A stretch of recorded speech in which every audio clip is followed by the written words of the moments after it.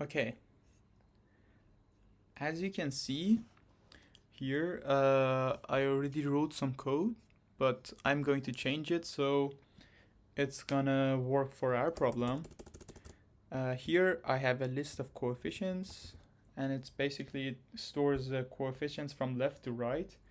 In our problem we had x to the power of 2, so 1 for the first part, then 8 times x, which here I would write 8, and then plus 5, which I write 5.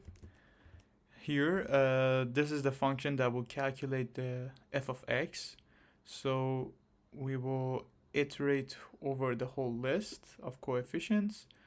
Then to our sum, we're going to add x to the power of I and the respective item that it's going to link to.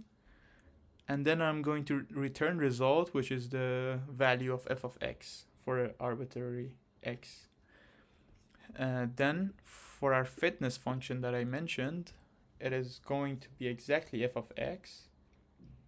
So what that means is that we're going to evaluate each guess that we have based on the value of f of x.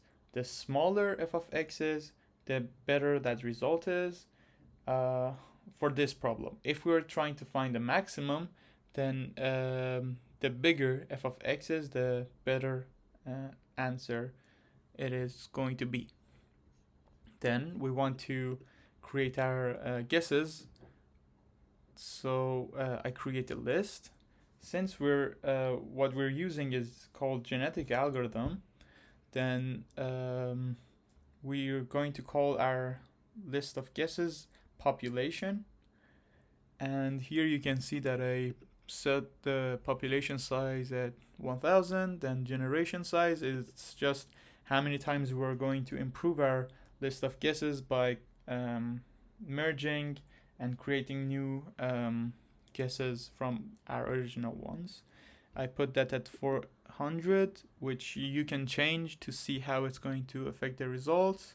Here, first I create a random list of guesses for our population.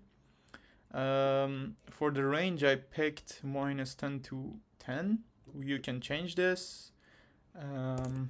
For here, since let's say we don't know exactly where our answer is going to be, I put minus 20 and 20 and use the random.uniform function to get a uniform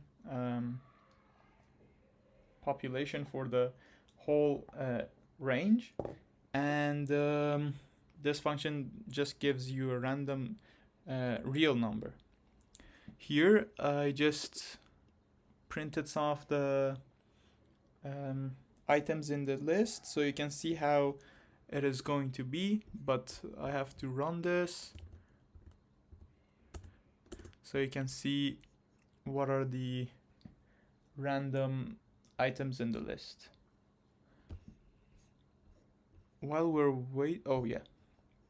you can see the numbers are floats, and also they're in the range that we specified. Here, this is how the whole structure is going to shape and how the code is going to run.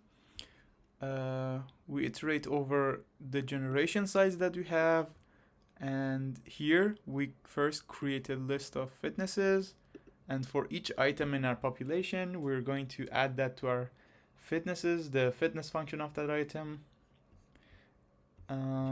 Then we will combine these two lists, population and fitnesses, then sort them based on their fitness. What this is going to do is when we're trying to compare two items, it is going to look at their fitness, and the one that has a smaller fitness is going to be first in our sorted list, basically. If you want to find a maximum, then you kind of want to do the opposite, maybe put a minus before here, so the one that gets a bigger number would come first. And then since we only care about the population, we can take the first item out of each item in our sorted data and put them in the sorted population. And here we try to create our new population.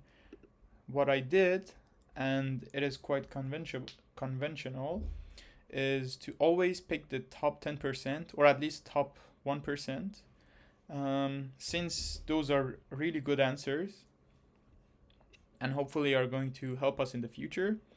For this problem, I picked the top 10%. You can change this value or even don't take any top items. But most people would at least pick the first one because it is the best answer that you've got till now. And you kind of want to keep that if you don't find any better answer. Then there's a while loop that would iterate over. It will do this while loop until the length of our new population is the same as our population size, which is what we want. We want each time our population that we have the same size as the population size that we specified. Then we pick 2 random parents from our original population. Then here I calculate their fitnesses and add them up. And the child is going to be calculated using this function that I mentioned in the note, which is the fitness of the first parent divided by the fitness sum times parent number 2, which means how likely it is to pick parent number 2 or how much we're going to use that or prioritize over it. This is just a weighted average. But the thing is, here we have parent 2 and here we have fitness of parent 1. Since if fitness of parent 1 is small, then we want parent 1 to be prioritized over parent 2, which is what this function actually does. Then after creating the child, we append it to our new population, and this will go on until the length of the new population is the same as population size. Then again, we're going to sort this based on their fitness. Here I could have written fitness as well, but it basically does the same thing. And since I run a lot of generations, for every 50 generations I print the best score that I've found. So I have an idea of how like the whole generation to generation is going. And also it's not going to fill the whole space. I only iterate every once in a while. So if we run this, we can see that the best answer that it have found in the 100th iteration is -11, which as you can see it is the actual correct answer. And here I've used another library that is going to show you the actual best answer by giving it a value. But of course it has to round it up, but it fails to do that. But it gives you basically the same answer. I don't know why it doesn't give me -11 and -4. But yeah, you can see that this is basically the correct answer that we wanted. And here this is just a code that would check if the answer that this part got is the same as the answer that we got, which if they have a really small difference, it would accept it as a found solution. Otherwise it would say wrong answer, so you know if you're doing a good job or not. And the libraries that I used were random for creating the initial population, then math for